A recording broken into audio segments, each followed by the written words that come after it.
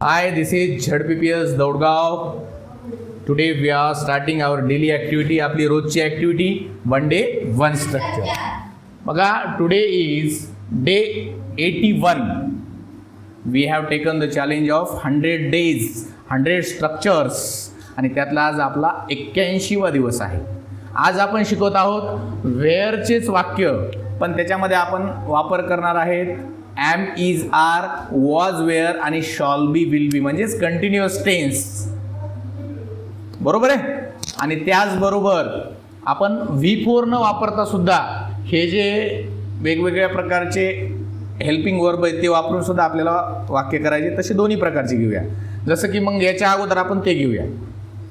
पहिल्यांदा बघा, तो कोठे आहे इथपर्यंतच येणार बघा. 1 2 3.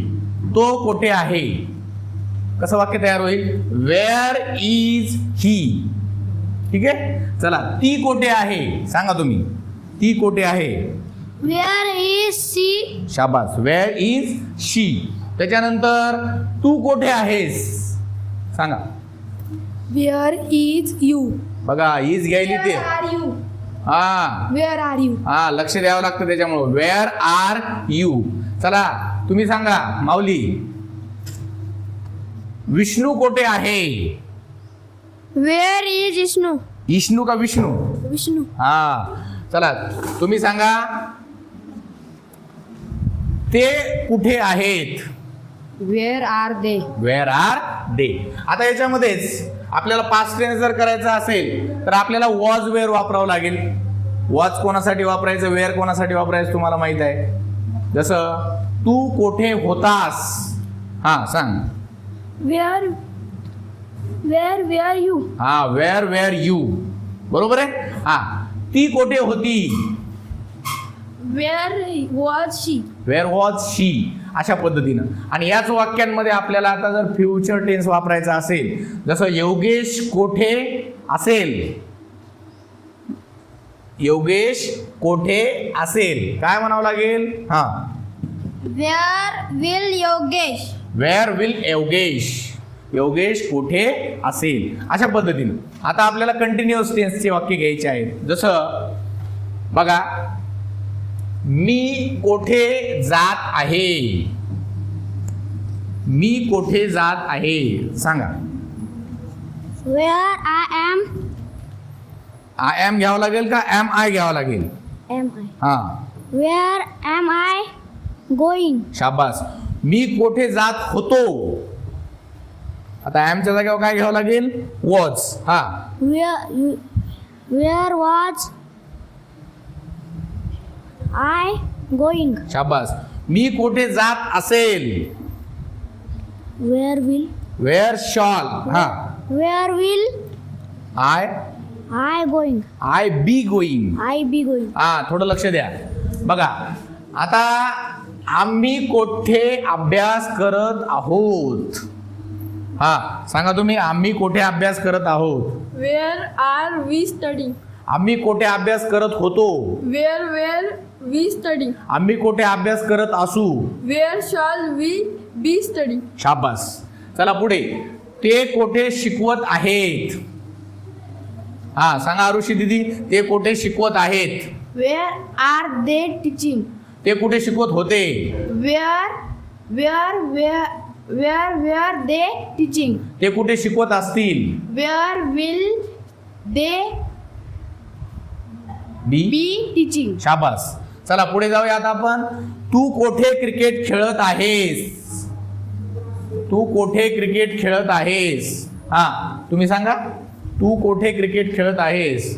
Where is he? बघा, तू म्हणल्यानंतर ही काय येईल? Where are you playing cricket? तू कुठे क्रिकेट खेळत होता. Where you playing cricket? तू कोठे क्रिकेट खेळत असशील.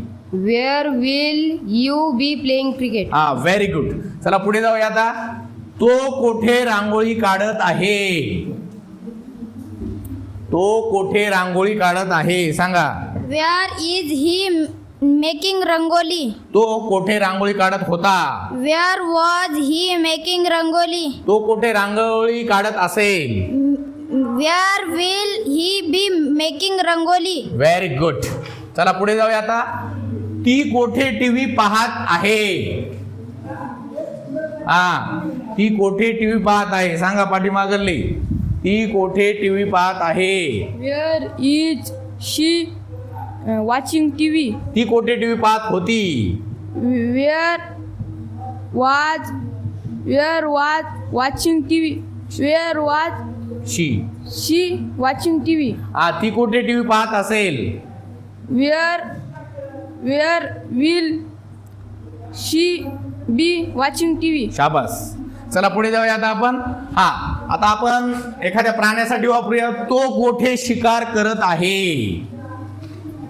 तो कोठे शिकार करत आहे. सांगा भाग्यश्री दीदी. तो कोठे शिकार करत आहे. Where is it hunting? तो कोठे शिकार करत होता. Where was it hunting? तो कोठे शिकार करत असेल. Where will it be hunting? Very good.